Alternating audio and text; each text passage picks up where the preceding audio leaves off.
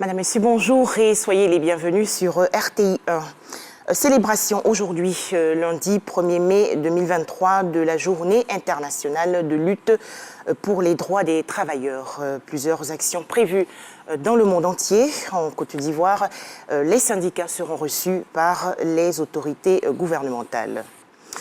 En France, en ce lundi 1er mai 2023, nouvelle journée de manifestation contre la réforme des retraites. Il s'agit de la 13e journée de mobilisation.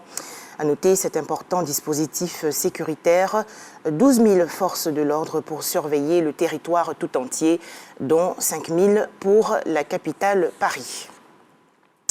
Retour en Côte d'Ivoire où les résultats relatifs à l'enquête de satisfaction globale du Trésor public ont été publiés récemment lors d'une rencontre dans la commune du Plateau. Des résultats satisfaisants selon la Direction générale du Trésor public.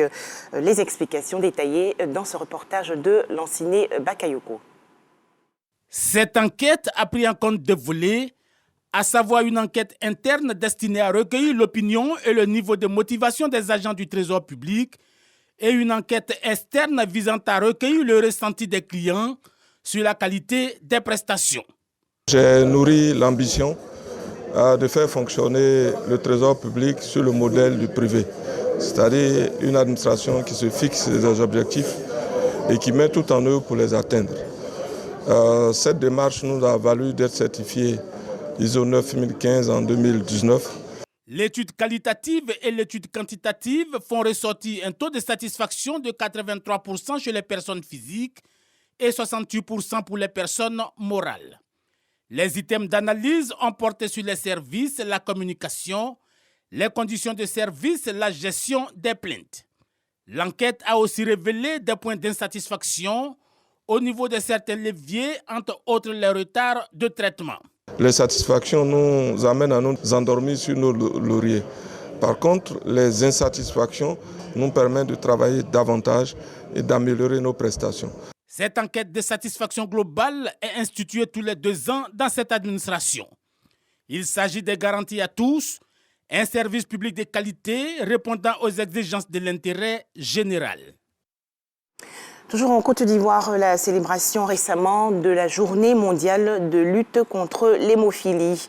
C'était à l'Institut national de la santé publique dans le district d'Abidjan. Objectif, expliquer la maladie aux populations et leur permettre de faire le test de dépistage. Le Sénégal sur le qui-vive après la découverte d'un cas de fièvre hémorragique de Crimée-Congo. Ce virus provoque des flambées de fièvre hémorragique virale sévères. Selon les autorités sanitaires sénégalaises, le patient est décédé fin avril. Toujours en images, sachez que le chef présumé de l'organisation État islamique Abou al-Hussein al-Kourachi a été tué en Syrie lors d'une opération conduite par les services de renseignement turcs. Annonce faite hier par le président turc Recep Tayyip Erdogan. Voilà, merci de nous avoir suivis. Le journal de RTI 1, c'est à 13h.